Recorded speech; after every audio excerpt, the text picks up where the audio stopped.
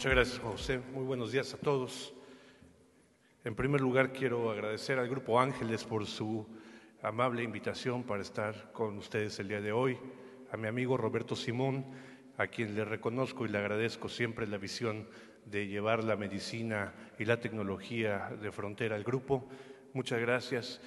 por su presencia, al maestro Kashmer, que me distingue con su presencia el día de hoy. Muchas gracias a todos por estar esta mañana. La tarea que se me ha encomendado en los próximos minutos desarrollar con ustedes es en torno a cómo la ciencia genómica, la secuencia del ADN, comienza a dejar de ser ciencia ficción para convertirse en una herramienta clínica que utilizamos todos cada vez más,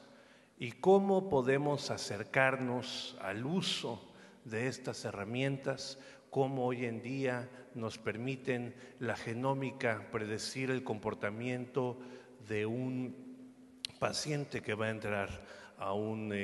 procedimiento quirúrgico en términos de la coagulación, cómo va a responder un paciente a la quimioterapia en términos de su metabolismo, los efectos adversos que va a desarrollar un paciente que recibe estatinas, que es prácticamente la tercera parte de la población. En fin, todas estas nuevas herramientas que empezamos a utilizar en la clínica y que hasta hace muy pocos años eran materia de la ciencia más alejada del laboratorio clínico, que se encontraba solamente en el laboratorio de genética, y que, por cierto, el laboratorio de genética solía ser el más chiquito del hospital, ahí abajo, oscuro, en el rincón. Hoy pasa a la planta principal, hoy pasa la genómica a ser parte cotidiana de la práctica clínica, y veremos en algunos momentos algunos ejemplos de cómo nos permite la genómica ya predecir enfermedades tan comunes como la diabetes, o tratar efectos adversos, o encontrar la quimioterapia adecuada para el tumor que estamos tratando. Empezaré por el principio, dado que para entender el avance completo del que me voy a referir, habrá que recordar que el ADN, el genoma humano, está presente en cada uno de los trillones de células que forman a nuestro organismo. Y no olvidar que en el núcleo de estas células se encuentra la molécula de ADN, que si la imaginamos físicamente mide como 1,5 metros, que se enrosca como el cable del teléfono, que se compacta y que está en cada núcleo de nuestras células, 2 copias, la que heredamos del padre y la que heredamos de la madre, agrupadas en 46 cromosomas, 23 pares de cromosomas. Y todo lo que estoy diciendo, aunque parece genética básica, como veremos en un momento, será fundamental para poder entender cómo decidir la quimioterapia de un paciente o entender la biología del tumor de otro. De tal forma que, como digo, esta molécula de ADN que se encuentra en cada una de nuestras células, y por lo tanto no importa si utilizamos sangre o pelo o saliva, siempre tendremos acceso a la misma molécula de un paciente, de un individuo en cada momento. Esta molécula de ADN, como ustedes saben, está formada de 4 tipos de nucleótidos: adenina, timina, guanina y citosina, que se acomodan en un texto que está formado por 3.200 millones de letras, y este texto gigante de 3.200 millones de letras es el que compone al genoma humano. Y como ustedes recordarán, en el año 1985, el siglo pasado, comenzó a discutirse si valería la pena o no conocer el texto del genoma humano. Fue en el año 1990 cuando empezó el proyecto del genoma humano, y a partir de ese momento y hasta el año 2001, en donde el presidente Clinton y el primer ministro Blair anunciaron el primer borrador del proyecto del genoma humano, fue cuando publicamos en la revista Nature los resultados del primer borrador del genoma humano para todo el mundo. Hace apenas 10 años que estuvo terminada la secuencia del genoma humano, y hoy la conocemos y la vemos así, como un texto de 3.200 millones de letras que podemos ya hurgar, que podemos secuenciar, que podemos leer, que podemos tomar decisiones a partir de la secuencia del genoma humano. Recordemos, ya dije, que el genoma, esta cadena de metro y medio, se compacta en 23 pares de cromosomas, y si nos acercamos al texto, podemos ver que dentro del texto hay cerca de 29.000 genes. Los genes no son más que párrafos, hay algunos párrafos, unos genes más grandes que otros, y los genes, son los que tienen la información para producir proteínas. Estos genes, en su totalidad, no forman más del 2% del ADN. Están dispersos a lo largo del texto, y en un momento esto será relevante porque ya literatura que ustedes y yo revisamos continuamente, como el New England Journal of Medicine, ya nos habla de cómo poder acercarnos y las indicaciones clínicas para poder leer el genoma humano completo en diferentes tipos de pacientes. El tercer componente que es importante recordar es que en 1988 comenzamos a identificar variaciones en el genoma humano, variaciones muy comunes, muy frecuentes. Las variaciones más comunes en el genoma humano son los cambios de una letra por otra, en donde en alguna posición en particular, algunos podemos tener una A en esta posición y otros podrán tener una G. De tal forma que estas variaciones ocurren muy frecuentes en el genoma humano, dentro de los genes y fuera de los genes, y estas variaciones más o menos en total suman cerca del 99.9%, es decir, el 0.1%. El 99.9% lo compartimos todos. El 99.9% del ADN es como nuestro sistema operativo, es lo que compartimos todos, es lo que indica que en una cara hay dos ojos, una nariz y una boca, pero el 0.1%, que es este en verde, es el que indica que no hay dos caras iguales. Es el que indica, el que gobierna que no todos los pacientes responden igual a simvastatina, o que no todos los pacientes responden igual a warfarina. Este 0.1% resulta fundamental para la aplicación clínica porque nos habla de la variación interindividuo. De tal forma que este conocimiento de las variaciones clínicas, de las variaciones genéticas, es el pilar, es el sustento de la medicina genómica. La medicina genómica es esta nueva disciplina emergente que consiste en el uso de la información genómica como parte del cuidado de la salud de un individuo. Y esta medicina genómica comienza a ser una realidad, la comenzamos a ver cada vez con más claridad, de tal forma que hoy tenemos el genoma humano completo, secuenciado,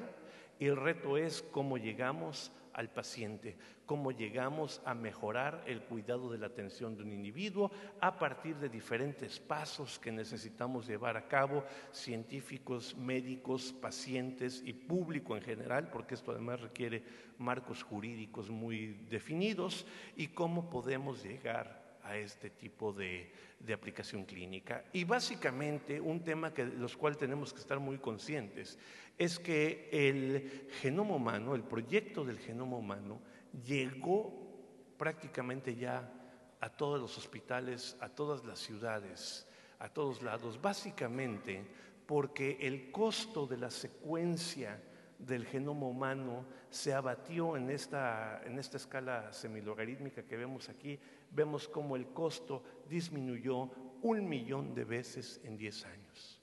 De tal forma que, si bien hace 10 años, al término del proyecto del genoma humano, la cuenta fue de 1.000 millones, hoy en día secuenciar un genoma humano cuesta cerca de $5.000 y muy pronto costará mucho menos. De tal forma que esto ya nos alcanzó, y en consecuencia de que la tecnología bajó tanto de precio, podemos ver cómo justamente en esta inflexión con la nueva generación de secuenciación de ADN, el número de organismos cuyo genoma ha sido secuenciado aumentó en forma dramática, y al día de hoy el Departamento de Energía de los Estados Unidos, el día de hoy reporta que hay 53 3.364 organismos sobre la Tierra, de los cuales el ADN completo se ha leído, está disponible gratuitamente en las bases de datos a través del Internet, y lo importante es cómo hacemos uso racional de esos genomas, porque no solamente nos interesa el genoma humano, sino a los médicos nos interesa además el genoma de aquellos organismos que nos colonizan, que nos infectan, de aquello que comemos, de aquello, en fin, con lo que estamos en contacto continuamente. De tal forma que yo comenzaría esta relación de cómo vamos a entender el genoma humano y la enfermedad humana en dos grandes grupos. El primero es el clásico de la genética, en donde en esta figura sobresimplificada podemos ver cómo la genética, las enfermedades genéticas inicialmente se veían relacionadas al genoma humano, porque una mutación en un gen con bastante poca influencia del medio ambiente se presentaría. Estas enfermedades, básicamente independiente del medio ambiente, tenemos una mutación en un gen y el individuo tiene fenilcetonuria. Tenemos la mutación en otro gen y el individuo tiene fibrosis quística. Estas son enfermedades poco frecuentes que se heredan en forma mendeliana y que tenemos perfectamente identificados dentro de familias. Esto es lo que la genética tradicionalmente hacía, además, desde luego, de revisar cambios estructurales en el ADN. El cambio cuántico, el salto cuántico de la genómica es cómo podemos llegar a estudiar las enfermedades comunes, las que vemos, incluso diría yo, las que padecemos a través del ADN. Comenzando entonces con las enfermedades monogénicas, las causadas normalmente por un solo gen. Al principio del proyecto del genoma humano había 61 genes conocidos para enfermedades genéticas, para enfermedades monogénicas. Al final del proyecto del genoma humano, identificamos que había cerca de 1.500 genes responsables de enfermedades monogénicas. Y como dije, eso es interesante, eso es muy importante, porque nos permite encontrar mecanismos moleculares de la enfermedad. Pero la gran ventaja de la genómica es que esto abrió el horizonte ya no solo para las enfermedades monogénicas, sino también para las enfermedades complejas, las comunes, las multigénicas, las que no se heredan en forma mendeliana, en donde son varios genes los que hacen una pequeña contribución y el medio ambiente tiene una mayor contribución además en comparación con las enfermedades tradicionalmente monogénicas. Y aquí en esta categoría encontramos las dislipidemias, la diabetes, la hipertensión, el cáncer, una serie de enfermedades comunes que tienen un fondo genético y que hoy podemos encontrarlo o disecarlo con más facilidad comparativamente con las herramientas que teníamos antes. De tal forma que ahora nos interesa saber, dentro de estos genes que predisponen a una enfermedad o a la respuesta terapéutica de un paciente, cuáles son los genes responsables y cómo puedo yo leer este tipo de variaciones para tomar decisiones clínicas. Esto no es magia, esto es mucho más complejo y ahora les mostraré a ustedes, algunos de los avances en torno al descubrimiento de estos genes, cómo se descubren y en qué vamos hasta el momento. Pero para eso entonces debemos recordar, como dije, que hay una gran cantidad de variaciones,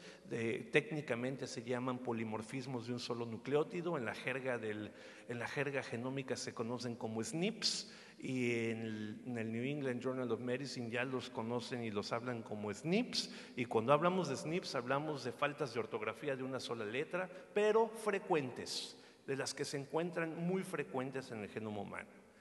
El reto del genoma y las enfermedades frecuentes es encontrar cuáles de estas variaciones tienen que ver con riesgo o predisposición a enfermedades. Entonces, dentro de todas estas variaciones, ¿cómo encuentro cuál es la que tiene que ver con buenas noticias, resistencia a diabetes, malas noticias, resistencia a la quimioterapia? ¿Cómo puedo saber y identificar esto? Y para esto se usan los estudios de asociación de genoma completo. Y me atrevo a decirlo en esta audiencia porque esto ya no es exclusivo de la literatura genética. Esto ya, este lenguaje que estoy usando ya es propio de la literatura de las revistas científicas médicas, de tal forma que los estudios de asociación de genoma completo básicamente consisten en tener un grupo de pacientes con una enfermedad bien definida, un grupo de pacientes controles sin la enfermedad, y tomar pues 1 millón de estos marcadores a lo largo de todo el genoma y comparar el ADN de estos pacientes y preguntarnos cuál estadísticamente de estas está en los que tienen la enfermedad y no está en los que no tienen la enfermedad. Y básicamente los resultados se resumen en esto que llamamos Manhattan Plot, porque porque se asimila el skyline, el horizonte de Manhattan, dicen los que lo ven en esa forma. Pero lo importante aquí es que vemos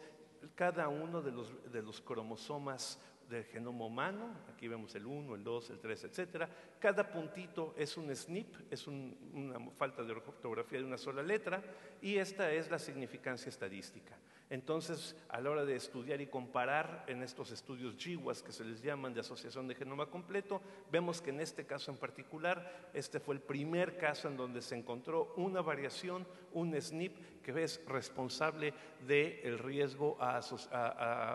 maculopatía degenerativa asociada a la edad. El primero, el factor H del complemento, que sin tener nada que ver, sin imaginar que eso tendría que ver, se encontró por primera vez asociado a una enfermedad muy común. Y estos estudios de asociación nos han permitido identificar a partir del primero en el año 2001, en forma muy primitiva, un solo gen, PPR gamma, que tenía que ver con riesgo a diabetes tipo 2, más adelante en el 2001, 2 genes que tienen que ver con Crohn, y así el primer estudio formal de asociación, como dije, el factor de complemento H, que vimos la figura de ese artículo clásico ya de la primera asociación de enfermedad macular asociada a la edad. Pero miren ustedes, entre el 2005 y el 2006, que si recuerdan, en la curva de costo fue cuando se vino abajo el costo por la nueva generación de tecnología, y en la secuenciación de organismos es cuando subió dramáticamente entre los 2006 y 2007. Vean ustedes el descubrimiento de genes asociados a enfermedad, esto es en abril de 2007, cómo aumentó, y aquí ven algunas de sus enfermedades favoritas. Para agosto la lista había aumentado, para diciembre, para septiembre la lista era ya mucho mayor. Vemos lupus, vemos infarto al miocardio, síndrome de Cute largo, cáncer de mama, glaucoma. Para diciembre la lista, bueno, ya no cabe en esta diapositiva la lista, pero vemos esclerosis múltiple, vemos una serie de enfermedades muy comunes en donde ya se empiezan a encontrar estas variaciones que tienen que ver. Para el año 2011 ya había 1,100 variaciones comunes asociadas a enfermedades frecuentes. Esto, si ustedes se dan cuenta, ya prácticamente alcanzaba para entonces el número de genes asociados a enfermedades raras. Esto que vino detrás rápidamente incrementó, y hoy nuestro acervo de conocimiento de variaciones genéticas que tienen que ver con enfermedades comunes es mucho mayor. Al día de hoy, si volvemos a ver el genoma humano en sus 23 cromosomas, vemos este mapa del Instituto del Genoma Humano de los Estados Unidos, en donde cada puntito, estos son los 23 pares de cromosomas, o 23 cromosomas, digamos, representados aquí. Cada puntito es una variación, un gen asociado a enfermedades comunes. Entonces pueden ver ustedes que en tan solo 8 años, el conocimiento de las variaciones del ADN que tienen que ver con las enfermedades que más afectan, que más cuestan y que más matan a los individuos, a los seres humanos, se encuentran ya representados en el mapa del genoma humano, de tal forma que estos estudios de asociación del genoma completo han incrementado en forma dramática en los últimos 7 años y comienzan a arrojar información que gracias a la innovación genómica comienzan a traducirse en pruebas de laboratorio que podemos practicar los médicos en forma rutinaria. Si vemos cómo se traduce esto a las pruebas genéticas, vemos en morado en las últimas 2 décadas cómo han incrementado el número de ensayos de laboratorio, de pruebas de laboratorio que tienen que ver con enfermedades. Esto es hasta el año 2012. Al día de hoy, el reporte dice que hay 4.044 pruebas de laboratorio, pruebas genéticas para enfermedades comunes, para enfermedades dentro de las cuales ya las enfermedades comunes son un blanco importante de estas pruebas. Y aquí básicamente lo que nos interesa saber, digamos, desde lo más primitivo, y ya llegaremos en un momento a lo más exquisito que hay en este momento, pero desde lo más primitivo, lo que nos interesa saber es cómo estas variaciones confieren susceptibilidad o resistencia a enfermedades comunes.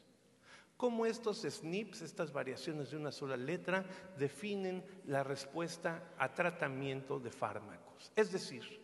todavía alejados un poquito de la película quisiéramos saber cuando vemos a una población o cuando vemos a nuestros pacientes dentro de una población de enfermos, en donde nos parecería que todos son iguales,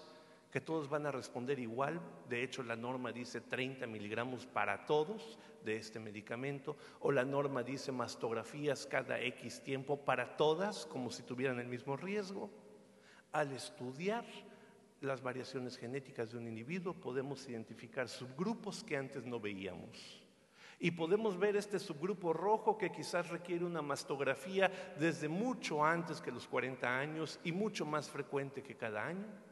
O podemos ver este verde que es poco frecuente en la población y que es el que va a ser un efecto adverso secundario muy importante al recibir un fármaco. Entonces, el hecho que podamos ver cada vez con mayor resolución esto nos permite acercar la genómica a nuestros pacientes en una forma mucho más clara. De tal forma que esto nos permitirá una práctica clínica, una práctica médica más individualizada, más predictiva y más preventiva, y que podamos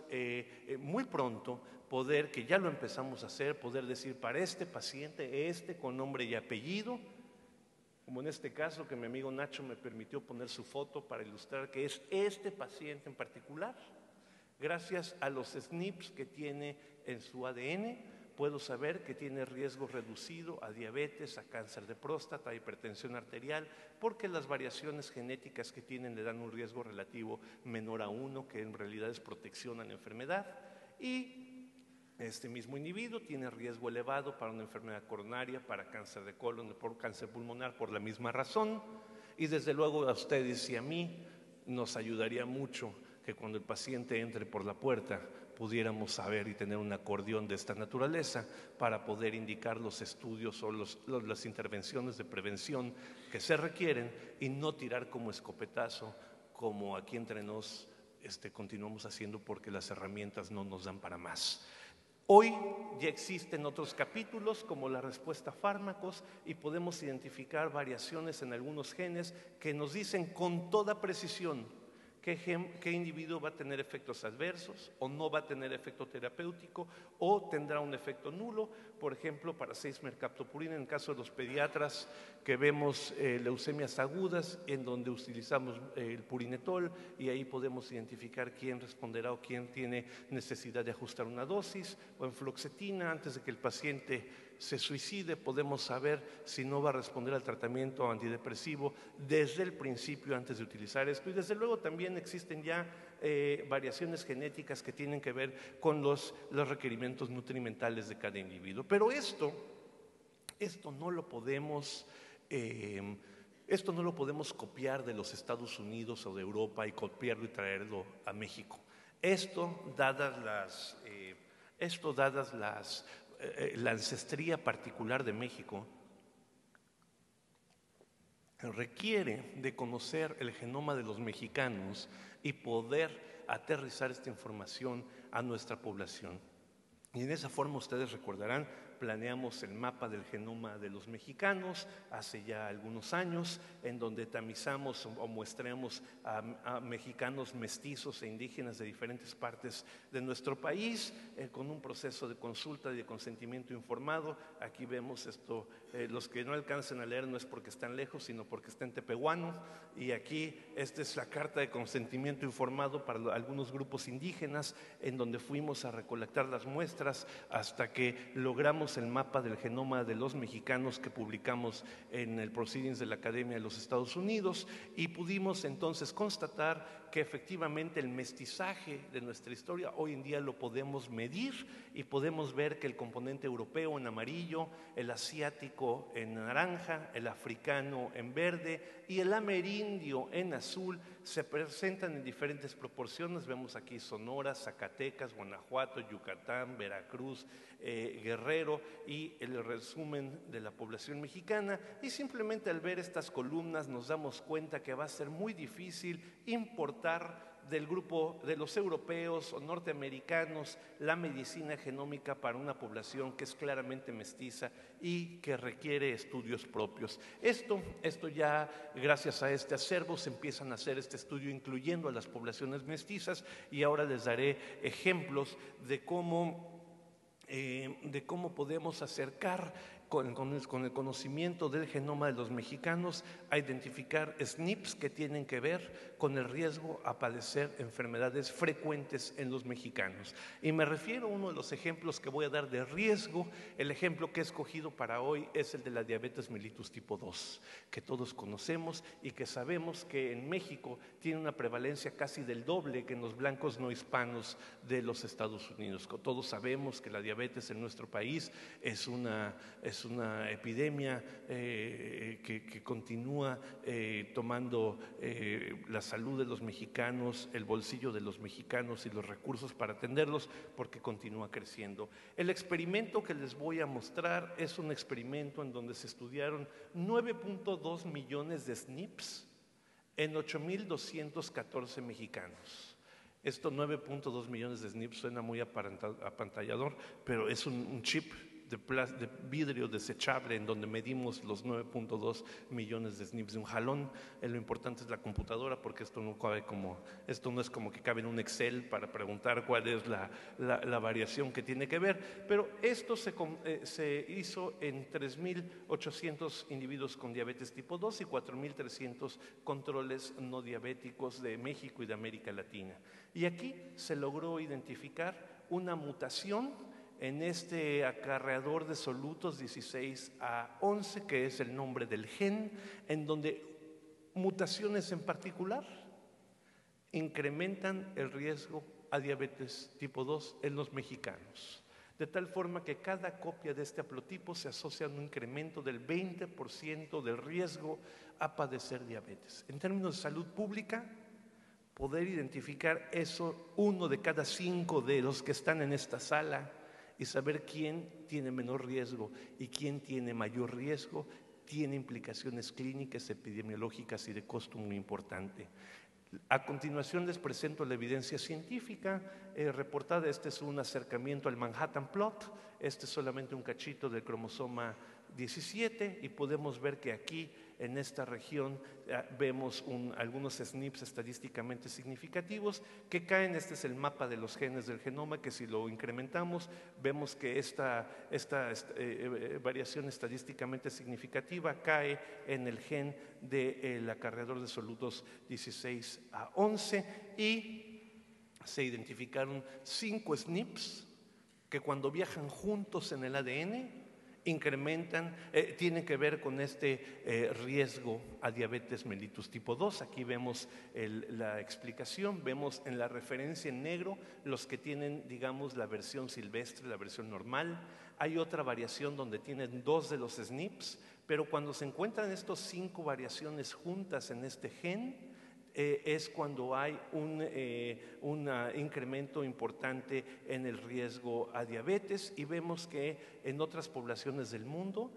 Esta variación normal, digamos, en los africanos es de 64%, en los europeos, prácticamente todos los europeos no tienen las mutaciones, pero cuando vemos a los asiáticos tienen un poco de este conjunto de las 5 mutaciones, pero los mexicanos el 28% tienen o tenemos este conjunto de las 5 mutaciones. Cuando utilizamos el mapa del genoma de los mexicanos y dentro de esta población vimos cuáles son los más amerindios, los más mexicanos, y nos acercamos aquí, vemos que de esta población estudiada, la mitad de los mexicanos que tienen una ancestría mexicana mestiza muy clara, tienen estos 5 SNPs y que no se encuentran prácticamente en los europeos ni en los africanos. Esto quiere decir que no sería raro que de la población que se encuentra en esta audiencia, un buen porcentaje tuvieran este haplotipo de 5 SNPs, de 5 letras, y con una pequeña muestra de saliva o de sangre podríamos saber quién es quién y poder saber qué riesgo tiene cada uno para una de las enfermedades más prevalentes en nuestro país, como es la diabetes tipo 2. Al contrario, también recordarán ustedes que me mostré la carita triste, la carita feliz y la carita triste. Bueno, este es un lado de la moneda, pero quiero enseñarles cómo, estudiando otras poblaciones del mundo, hace unas semanas se publicó un estudio bajo el liderazgo de mi colega y amigo David Altshuler en Harvard, que publicó la identificación de 2 variaciones o de variaciones en 150,000 individuos estudiados de 5 grupos ancestrales. Identificó 12 variaciones raras en otro acarreador de las células beta del páncreas. Se trata de este gen, del gen que codifica a la proteína ZNT8, que no es más que un acarreador de zinc en los islotes de Langerhans, en las células beta, en donde al haber una mutación que trunca la proteína, es decir, de estas mutaciones que el codón lo convierte en una señal de stop y trunca la proteína, de estas se identificaron 2 mutaciones, esta, y lo sorpresivo es que quien tiene estas mutaciones tiene una reducción en el 65% en el riesgo de desarrollar diabetes mellitus, 65%. La ventaja de esto, seguramente algunos ya lo están pensando, es que esto querría decir que bloquear ZT8 con un medicamento, ZNT8 por un medicamento, podría representar una prevención, una cura o una vacuna contra la diabetes mellitus tipo 2, porque solamente bloquear esa proteína reduce en 65% el riesgo a diabetes mellitus tipo 2. Esto es un gran hallazgo de la genómica publicado recientemente, en donde ya se están entonces sugiriendo diferentes fármacos que inhiban a esta proteína como una estrategia de prevención. Y como dije, esto se hizo en 5 grupos ancestrales que tenemos aquí puestos, africanos, europeos, asiáticos, etcétera, y encontraron que estas mutaciones las descubrieron en el grupo europeo. Y cuando los identificaron, esto resulta que lo identificaron una pequeña población de Jakobstad en Finlandia, que tiene una prevalencia de 0.7%, es decir, es nada, pero la genómica nos permite identificar en grandes poblaciones una mutación y asociarla estadísticamente a la prevención de una enfermedad como esta. Y este descubrimiento seguramente tendrá impacto en la prevención de la diabetes en los próximos años. Hay que estar atentos a esto, porque este es ya un ejemplo muy claro de cómo la genómica impacta en las enfermedades, en la prevención, dijimos, por esto, o en el riesgo, como en el primer ejemplo de los mexicanos que presenté. Hay otro capítulo, pasando a la segunda tabla, al segundo capítulo de la imagen de la tabla con la foto de mi amigo Nacho. El tercer capítulo, ya dije, el primero de prevención, el segundo de riesgo. El tercero, que es la respuesta a fármacos, ya existe también avances, y quizás este es una de las áreas donde hay más avances, dado que sabemos que cuando damos un fármaco a un paciente, hay quien responde bien,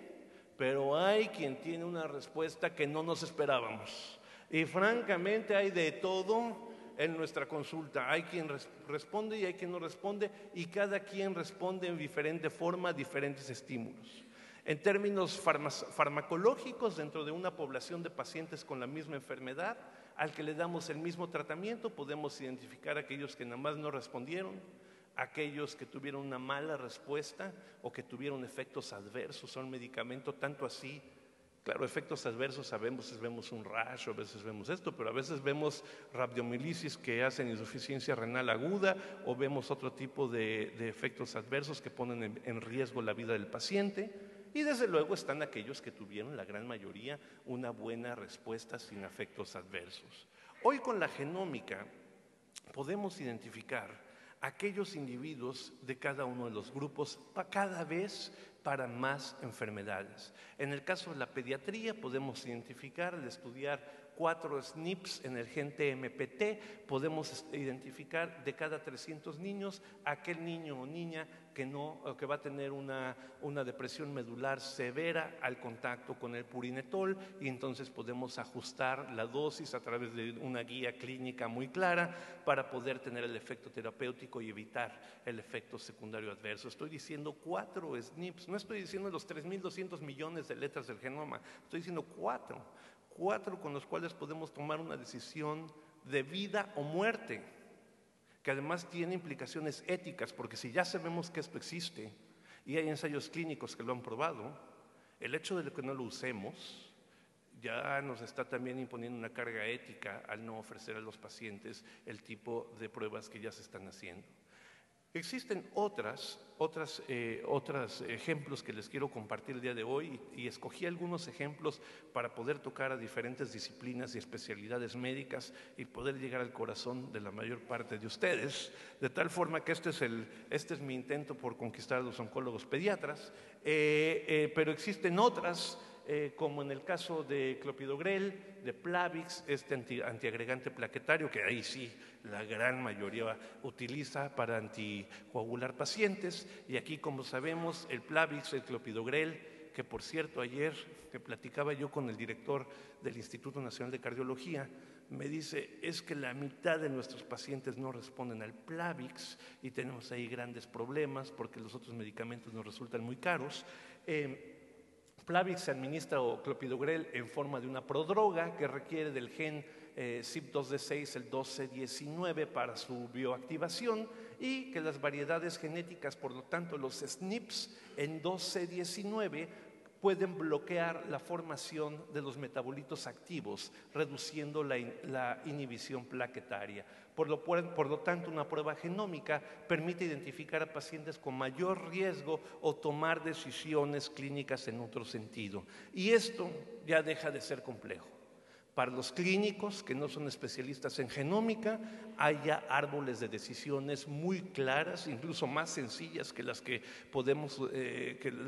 utilizamos en otros protocolos clínicos, en donde cuando tenemos un paciente candidato a clopidogrel, rápidamente podemos hacer una prueba farmacogenómica, y esto nos puede dar 4 resultados: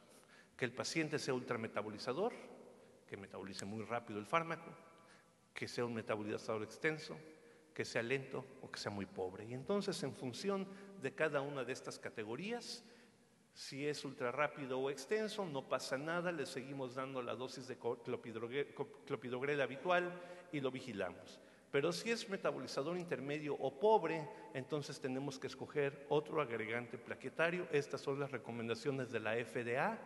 Y claramente podemos ver en diferentes poblaciones estudiadas, pueden ver ustedes que la prevalencia de estas mutaciones, 5 a 30% ultra rápido, 35 a 50 en el extenso, 18 a 45, 2 a 15. Esto quiere decir, en términos generales, que efectivamente lo que me decía el doctor Martínez Ríos ayer tenía toda la razón. La mitad en general son de estos 2 grupos y la otra mitad son de estos 2 grupos. Efectivamente, la mitad responde y la mitad no responde, pero con estudiar estas variaciones genéticas en un solo gen podemos tomar una decisión terapéutica apropiada, y existen ya indicaciones muy claras para pacientes con enfermedad coronaria aguda que van a ser sometidos a un procedimiento intracoronario transcutáneo para hacer la prueba de clopidogrel y poder tomar decisiones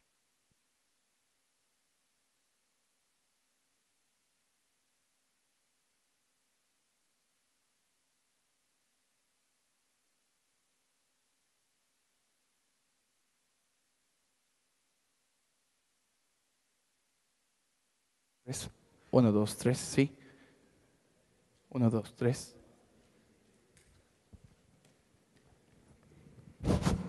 Incluso en la sala, gracias, en la sala de hemodinamia, poder tomar decisiones en un paciente que va a ser medicado en un procedimiento que pone en riesgo su vida. Y hoy en día hemos desarrollado estas pruebas en diferentes partes del mundo, en mi grupo desde luego, estas pruebas en saliva, en donde uno con una muestra de saliva que no requiere jeringa, que no requiere aguja, que no requiere enfermera, que no requiere cadena de frío, que es estable durante 5 años a temperatura ambiente, que la puedo tomar en mi consultorio. Con una prueba de estas la puedo mandar al laboratorio y saber exactamente si el paciente es del grupo A o del grupo B para tomar mi decisión terapéutica. Y aunque parece muy sencillo, sí les recomiendo que ustedes vigilen la supervisión la toma de la muestra de su enfermera, porque nos han llegado muestras que se supone que han de saliva y traen muchas cosas más que no deberían estar ahí. Así que esto sí hay que vigilar, no nada más que se tome la muestra y que sea solamente saliva. Si ustedes vieran lo que nos han llegado al laboratorio, es dramático. Bueno, decía yo que pasando de los medicamentos más exquisitos a lo más común como las estatinas, aquí podemos ver en esta curva de Kaplan-Meier el porcentaje acumulado de los pacientes que desarrollan miopatía al contacto con simvastatina, que es una de las estatinas más comunes utilizadas para el tratamiento de las dislipidemias, en donde vemos que en este SNP, acuérdense que es un SNP, 2 copias de papá y de mamá, por lo tanto tenemos en un mismo SNP 2 posibilidades. Quien heredó CC en rojo tiene un mayor riesgo, hasta el 20% de desarrollar miopatía, que algunas veces esta miopatía desarrolla rabdomiolisis e insuficiencia renal aguda y puede ser un efecto adverso muy severo para el paciente. Y quien es heterocigoto tiene más riesgo, pero no tanto como y desde luego la población general que no llega al 2% en su riesgo. Hoy la FDA ya ha emitido guías terapéuticas en donde si tiene el paciente TT, TC o CC con un riesgo a miopatía normal, intermedio o alto, el paciente debe de recibir la dosis deseada y ajustar de acuerdo a cada enfermedad, o bien en el caso del intermedio considerar una dosis más baja, y si la eficacia es subóptima, entonces utilizar otras estatinas como pravastatina o rosuvastatina, y desde luego en los pacientes con un riesgo alto, prescribir una dosis más baja o considerar otras estatinas. Y en este caso, dice la FDA, hay que vigilar al paciente con creatinquinasa sérica periódica para detectar tempranamente la miopatía por simvastatina. Otra vez una prueba de saliva muy sencilla y muy rápida para un fármaco que va a tomar por muchos años, de tal forma que costo-beneficio esto vale la pena reflexionarlo. Y el último ejemplo que les voy a compartir es aquel que también puede llegar a muchos, que es para el manejo del dolor. En el manejo del dolor también ya se conocen diferentes variaciones genéticas que tienen que ver con la respuesta a analgésicos opiáceos, concretamente a codeína, hay a tramadol y hay algunas otras, pero como todos ustedes saben, la codeína normalmente es transformada en morfina en la molécula activa, y esta a su vez a morfina 6-glucurónido, y este primer paso está definido por el citocromo C2D6, y también hay SNPs en este gen que nos definen si el paciente va a ser ultrametabolizado rápido, ultra rápido, extenso, intermedio o pobre, y esto, a decir de la FDA, nos dice que en función de lo que sea el paciente, no le puedes dar codeína porque tiene un riesgo alto de toxicidad en este caso, la dosis habitual en este caso, iniciar con la dosis habitual, y si no hay respuesta considera otro analgésico, opiáceo o no opiáceo en este caso, y en este caso tampoco usar codeína como aquí, pero la razón en este caso es porque el paciente va a tener muy poca respuesta porque no tiene capacidad de formar morfina al contacto con la codeína. De tal forma que el manejo del dolor ya también, y eso lo vemos sabemos todos, ya también ha llegado la genómica a esos casos. Y un ejemplo para mí clarísimo de que esto empieza a permear en la práctica médica cotidiana es que ya hay marcos jurídicos y regulatorios que tienen que ver con el uso de estas pruebas. Por ejemplo, la FDA obliga ya a la industria a poner en la etiqueta del medicamento cuando existe una prueba farmacogenómica para ese medicamento. En este momento, en la página de la FDA, la lista es de 140 medicamentos en donde ya existe una prueba certificada y aprobada para cada uno de ellos. Aquí vemos la lista, solamente para cada uno de ustedes que puede encontrar en su disciplina este tipo de fármacos que tienen que ver con las diferentes disciplinas, que todos ellos se venden en México, se utilizan en la práctica en México y en todos ellos hay aplicaciones de ensayos de pruebas genómicas en donde podemos tomar decisiones de dos tipos. Las guías terapéuticas son cuantitativas, ajuste usted la dosis en función del paciente, o cualitativas, no use el medicamento en este paciente, como en el caso de abacavir para infección, un antirretroviral para HIV-Sida, que se utiliza con gran frecuencia, que hace GlaxoSmithKline. Y la otra indicadora, aparte del marco regulatorio, podemos ver como en los Estados Unidos ya existen compañías aseguradoras que cubren este tipo de pruebas, y podemos ver los grupos multiplanes y otros grupos en los Estados Unidos que ya las pruebas de farmacogenómica son cubiertas por ellos. De tal forma que nos acercamos en la terapéutica clínica a tener la oportunidad de ver el ADN de nuestro paciente para poder prescribir una dosis habitual, y eso es parte de lo que hace nuestro grupo en la Ciudad de México, el tipo de pruebas farmacogenómicas para las decisiones clínicas. Pero esto todavía es estudiar un SNP, 5 SNPs. En realidad, a lo que vamos llegando es a la posibilidad de estudiar el genoma completo, de un jalón. Si ustedes le echan un ojo al New England Journal of Medicine de hace 3 semanas, vienen las indicaciones clínicas para el uso de genoma completo en pediatría. A ver, esto ya es revolucionario. Nosotros que leemos el New England Journal of Medicine no estaríamos acostumbrados a ver este tipo de indicaciones clínicas para genoma completo. Y básicamente, como dije, esto es porque si bien este fue el precio del proyecto del genoma humano, hoy en día la idea y la meta es poder llegar al genoma de los $1,000. Y yo no tengo la menor duda de que el genoma completo va a costar mucho menos que $1,000, y para eso se han identificado ya, desarrollado una cantidad de máquinas como las que tenemos en el laboratorio, leyendo ya SNPs o genomas completos. En este momento el costo va por aquí, pero se acerca, como dije, cerca de $5,000. Hay laboratorios que ya conocieron, desde luego muchos en los Estados Unidos, pero en Brasil, por ejemplo, que comienzan a secuenciar genoma humano para los clínicos, dentro de los hospitales clínicos, genoma humano completo para tomar decisiones clínicas. Y aquí hay 2 aplicaciones que ya están en la clínica y que debemos considerar. El primero es, sobre todo en pediatría, cuando tenemos en estos casos enfermedades genéticas raras, mendelianas. Después de las pruebas de genes conocidos no encontramos mutaciones, y si estudiáramos todos los genes candidatos resultaría extraordinariamente caro. En esos casos, dice el New England Journal of Medicine, vaya usted a estudiar el genoma completo. Y el genoma completo se puede estudiar en 2 formas. Solamente los exones, recuerden ustedes que es la parte del gen que se traduce en proteína.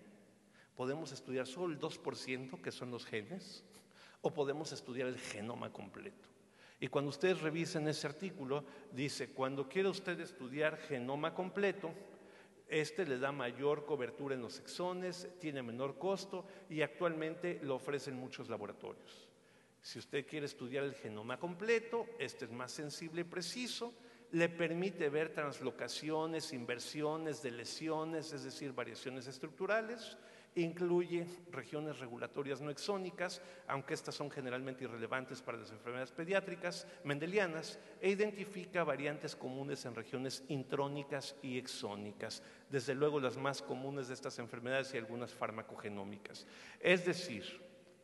Cuando uno tiene al paciente, y me refiero en mi especialidad al paciente pediátrico, con crisis convulsivas en donde uno no encuentra la causa, con detención del crecimiento y desarrollo, con malformaciones múltiples que uno no logra integrar en un solo síndrome. Cuando tenemos ese tipo de casos en donde ya agotamos la batería y el armamentario clínico y de laboratorio, podemos entonces secuenciar el genoma completo de ese individuo, de ese niño, de ese paciente y de su padre, de su madre, y comparar rápidamente que en teoría debió haber heredado mitad del padre, mitad de la madre, idéntico. Y al comparar podemos identificar rápidamente dónde estuvo la mutación que no tienen los padres y que tiene ese individuo. Esto es para el caso de enfermedades, esto es para el caso de mutaciones que llamamos germinales, en la línea germinal, mutaciones que heredaron los padres al hijo o a la hija. Pero también estas tecnologías nos sirven para analizar mutaciones, no las germinales, las mutaciones somáticas, las que ocurren en nuestro cuerpo una vez que ya nacimos, las mutaciones que ocurren, por ejemplo, en el cáncer. Y aquí me refiero al cáncer como una enfermedad genética en donde ocurre normalmente una mutación en alguna de nuestras células y esa mutación acumula otra mutación y otra mutación. Algunas se descartan y mueren, pero las que van acumulando mutaciones que son viables se van acumulando hasta que forman un tumor y hacen un grupo de células con múltiples mutaciones que forman este tumor. Y esto claramente nos hace pensar que la genómica nos permitiría identificar estas mutaciones, como dije, somáticas, que a diferencia de las germinales no se heredan a la siguiente generación, que se mueren con el paciente o con el tumor, y que ya existen iniciativas que han resultado muy exitosas para estudiar el ADN de los tumores, con lo que se llama la secuenciación de nueva generación, que es a la que se refiere también el paper del New England que dije hace un momento. Nos permiten conocer, diagnosticar y tratar en lo que se llama el cáncer, el atlas del genoma del cáncer en los Estados Unidos y que podemos todos consultar. Nos permiten hoy en día tener un acervo enorme de información genómica para diferentes tipos de tumores, de tal forma que ya en la rutina de la oncología no solamente se utiliza este armamentario de laboratorio y gabinete tan útil, sino que además en la práctica rutinaria en los países más industrializados comienzan a utilizarse los secuenciadores de secuenciación del genoma del tumor, y aquí vemos lo que se llama un circus plot, que si bien parece circo, no viene por el nombre de circo, sino el investigador que lo describió, en donde podemos encontrar aquí formados hasta afuera los cromosomas del genoma humano. Vemos aquí 23 cromosomas y conforme vamos entrando, vamos viendo la expresión de los genes, vamos viendo dónde hay SNPs, pero a lo que me quiero referir en este momento son a las líneas del centro, en donde podemos ver, por ejemplo, en esta línea verde en forma de U, una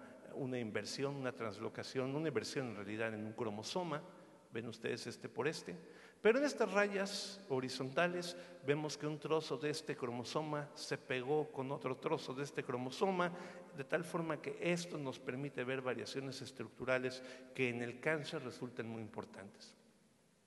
Les enseñaré un ejemplo de mi laboratorio, que comenzó en mi laboratorio con muestras de cáncer de mama de la Ciudad de México. Esta es una mezcla de cáncer de mama de la Ciudad de México con diferentes circus plots, 22 tumores, y llamo su atención a una de las pacientes que nos llamó la atención, que es esta, en donde vimos una gran cantidad de translocaciones, y al estudiar una en particular, se trata de una translocación en el cromosoma número 1, en donde un trozo de MAGIC3 se translocó con el cromosoma AKT3, y esta inversión del cromosoma dio como resultado dos fusiones, un trozo de un gen con otro trozo de otro gen y viceversa, y aquí lo confirmamos molecularmente, de tal forma que aquí lo vemos en un plano más, un diagrama más fácil de entender, logró una proteína de fusión con un factor de transcripción y una quinasa que lo activa constitutivamente. Esto es lo que hace, en teoría, es una proteína que está estimulando el crecimiento continuamente y produce tumores. Lo que hicimos fue tomar células epiteliales de un ratón y transfectar ahí esta construcción, y en unas cuantas horas se empezaron a formar pequeños tumores en la caja de Petri, y esto claramente nos indicó que se refiere a que la mutación que encontramos en el circus plot es responsable en gran medida del crecimiento acelerado y de la formación de ese tumor. Ahora la fase en la que estamos es estudiar diferentes miles de compuestos químicos para ver cuál inhibe a esta proteína de fusión y desarrollar quimioterapia especial para pacientes con tumores con esa translocación en particular. Y como estos, ya existe una lista de mutaciones y de medicamentos que están asociados a diferentes tipos de cáncer, de mama, colorectal, metastásico, cáncer pulmonar de células no pequeñas, en donde el conocer el genoma de ese tumor nos permite tomar una decisión terapéutica en donde podemos decidir la quimioterapia acertada para ese paciente. Claro que estoy hablando aquí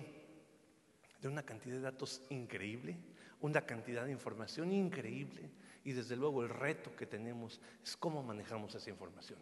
porque desde luego aquí nos podemos ver reflejados, sobre todo aquí, con las manos abiertas y diciendo, bueno, ¿y ahora para dónde voy? Y por eso existen ahora este tipo de aplicaciones como las que he presentado el día de hoy, mucho más accesibles, con guías terapéuticas aprobadas por la FDA que todos podemos utilizar. Termino entonces con algunas reflexiones, porque me parece a mí que esto que he presentado en una forma resumida y que podría parecer que ya está ahí, que sí ya está ahí y ya lo comenzamos a utilizar todos los días, tiene retos importantes. Y hasta que no venzamos esos retos es que no podremos pasar a la parte clínica cabal, y los he dividido en 4. Los retos técnicos, desde luego el manejo y el procesamiento de grandes volúmenes de datos genómicos. Estamos acostumbrados a utilizar fórmulas para calcular la depuración de creatinina o fórmulas para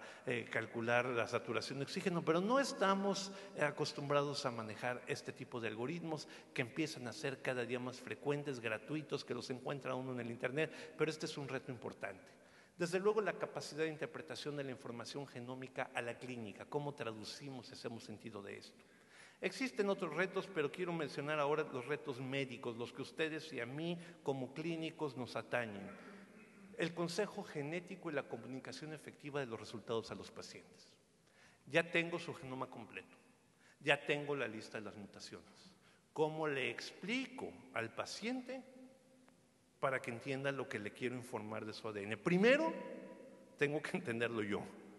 Y ya que lo entendamos nosotros, entonces podemos transmitirlo al paciente. Pero esa curva, esa vía de comunicación es importante y la tenemos que atender en la práctica clínica. Tiene que haber mecanismos fáciles y directos para llevar la información al paciente. Esto ya no lo puede hacer como lo hacía tradicionalmente, exclusivamente el consejero genético o el genetista. Esto los médicos tenemos que empezar a interpretar este tipo de información y comunicar la información a nuestros pacientes. La integración de resultados genómicos y guías clínicas al expediente electrónico. Esto es importante, ya hay lugares en donde el genoma del paciente se integra al expediente clínico y conforme se descubren nuevas cosas del ADN, se actualiza el expediente clínico. Lo que antes no conocíamos que daba riesgo a no sé qué, la próxima vez que abro el expediente del paciente, pues resulta que ahora ya se encontró algo en el genoma que le da riesgo a otra enfermedad y aparece en el expediente clínico en forma interactiva. Este tipo de aplicaciones es muy importante. Acabamos de formar una alianza internacional para el estudio de ADN y pacientes, la alianza genómica que está basada en Harvard, en el Instituto Broad, y se acaba de unir como uno de los miembros de la alianza Google para hacer Google Genomics y poder generar este tipo de instrumentos para el expediente clínico electrónico y que cada uno de nosotros lo pueda tener actualizado permanentemente.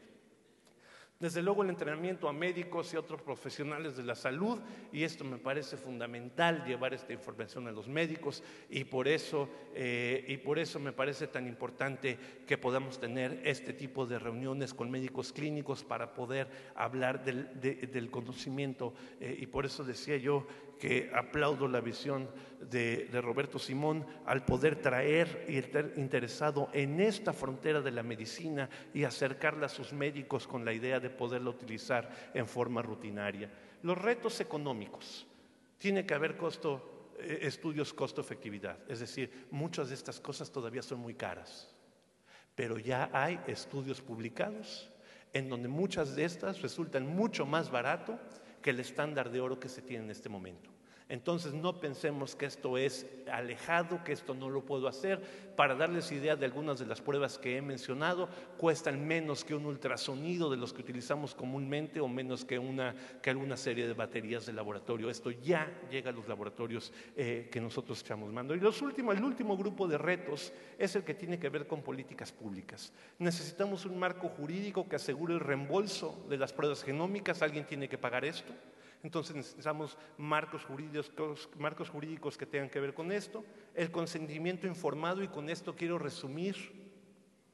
que los aspectos éticos son extraordinariamente importantes en la genómica. No se trata de esto esta ponencia y por lo tanto no entraré en detalle, pero por favor no olvidemos que hay retos éticos, legales y sociales muy importantes, y desde luego la educación de pacientes, clínicos y público en general. De tal forma que queda ya muy claro que la innovación en torno al ADN permite ver cada vez con mayor claridad las aplicaciones del ADN a la práctica clínica. Y con esto termino invitándolos a que podamos acercarnos cada vez más al uso de la medicina genómica en nuestra práctica clínica. Muchas gracias por su atención.